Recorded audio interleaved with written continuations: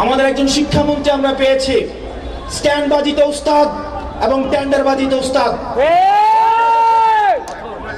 Camera স্ট্যান্ডবাজি, পিয়ার stand. মাননীয় শিক্ষামন্ত্রী সব জায়গায় গিয়ে বলে নকল আর চলবে না। 2026-এর শিক্ষার্থীরা আপনাদেরকে দেখিয়ে দিচ্ছে এই স্ট্যান্ডবাজি আর বাংলাদেশে চলবে না। হাঁটু সমান পানিতে, বুক সমান পানিতে 2026 সালের এইচএসসি পরীক্ষার্থীদের আপনি ডুবিয়ে ডুবিয়ে আপনি পরীক্ষা দিতে বাধ্য করেছেন। এবং একটা পরীক্ষার প্রশ্ন আপনি প্রণয়ন করেছেন, আপনি পরীক্ষার প্রশ্নের মধ্যে 2টা সৃজনশীল আপনি ভুল দিয়ে রেখেছেন। একটা পরীক্ষার্থীর তখন মানসিক অবস্থা কি ধরনের হয় একবার চিন্তা করেন। সে যখন দেখে প্রশ্নপত্রে ভুল, সে যখন নিজে চেষ্টা করে পরীক্ষায় উত্তর মিলানো, পরীক্ষা দিয়ে এসে হয়তো বুঝতে পারে প্রশ্নপত্রে ভুল, সে যখন উত্তর মিলাতে পারে না, তখন পরীক্ষার মধ্যে কি ধরনের মানসিক অবস্থা তৈরি হয় একবার চিন্তা করেন। আপনারা একবার দুঃখ প্রকাশের প্রয়োজন বোধ করলেন না, বরং এই শিক্ষার্থীদেরকে আপনারা বলছেন মাদকাসক্ত।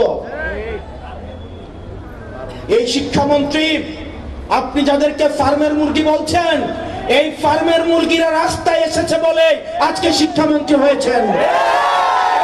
এই ফার্মের মুরগিরা রাস্তায় নেমে এসেছে বলেই শিলং থেকে এসে সংবিধান বিশেষজ্ঞ হয়েছে।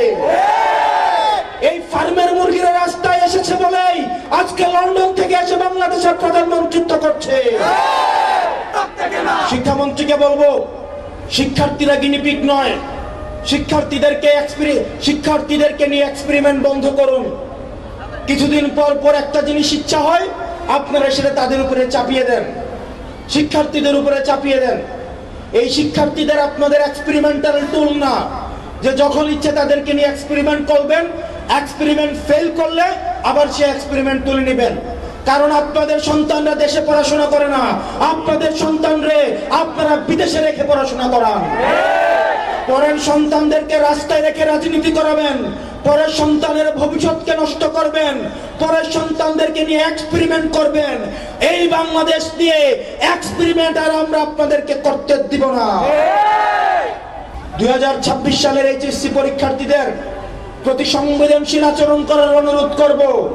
না হয় এই শিক্ষার্থীরা যদি রাস্তায় নেমে দৃঢ় অবস্থান নেয়, আপনার পাটাতন যে শক্ত না, এই অর্ধবেলা আন্দোলনে সেটা বোঝা গিয়েছে।